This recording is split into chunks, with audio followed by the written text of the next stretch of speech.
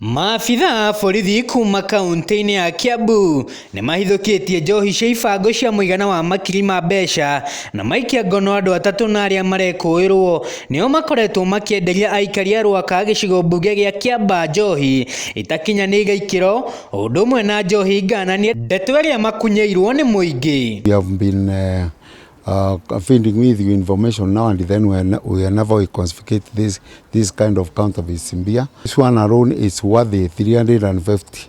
But checking on the records from the sale register, you can see for a period of 4 months they have been able to sell on beer which is fake worthy over 10 millions. For this one alone, you can see we have arrested 3 guys who are manufacturing these illicit drinks, whatever. Komanda wa Kiambu Peminas Kioi agĩkĩra ndeto ĩno mũkonde orĩtie kambuni ĩrĩa ĩthondekaga njohi ciethe njĩra njega cia gũteaga cuba thutha wa kũhũthĩrwo na nĩguo kũnyihanyihia andũ arĩa maroya kamweke gaka na kũhũthĩra cuba cia kambuni ingĩ. To urge the companies, let them design a special way of disposing of this the bottles and all their materials after they have sold these types of beer, because they are being cleaned up. They come and they reconcile again. Then after cleaning up, they use the same bottles to come and they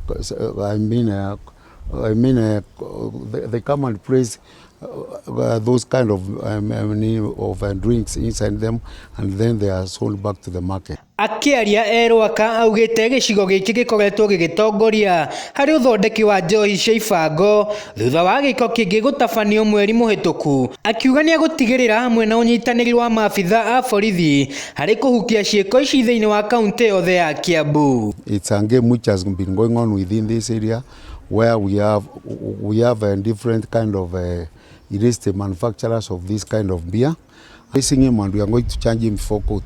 But I want to assure that this is now the 9th kind of this factory which we have already confiscated beer from. It doesn't matter whether you are a government officer, whether you are who or who, we deal with you like any other criminal. Because we don't just want to kill Kenyans for nothing. This is a part of the causes of crimes in Kiambu. Well, that's what I would like to say, because you can remember them before we used to have a lot of murder cases, rape cases, serious cases, but due to this rampant operation, we have been able to bring the crime to the required level. And right now, the crime is very, very low in Kiambu County. But let them know that we have on high alert and we are not going to spare them at all. The government is losing a lot of revenue on these ones because they are not paying any revenue for these ones, especially the VAT and other chances which are supposed to be paid to the KRI. Nĩ aheanĩte mũkana harĩ andũ arĩa maratabania ciĩko ici o ũndũ ũmwe na kwendia njohi cia ibango hatarĩ marũa, akiuga no mũhaka marũmĩrĩre watho na matangĩaga gwĩka ũũ watho nĩ ũkũruta wĩra na njĩra ĩrĩa njagĩrĩru. Once we are manufacturing this counterfeit drink, I want to warn them that we are on high alert and we are not going to spare any one of them who is doing this kind of business. And we are going to charge them before court. For this one alone, you can see we have arrested 3 guys who are manufacturing these illicit drinks, whatever. But let them know that we have on high alert and we are not going to spare them.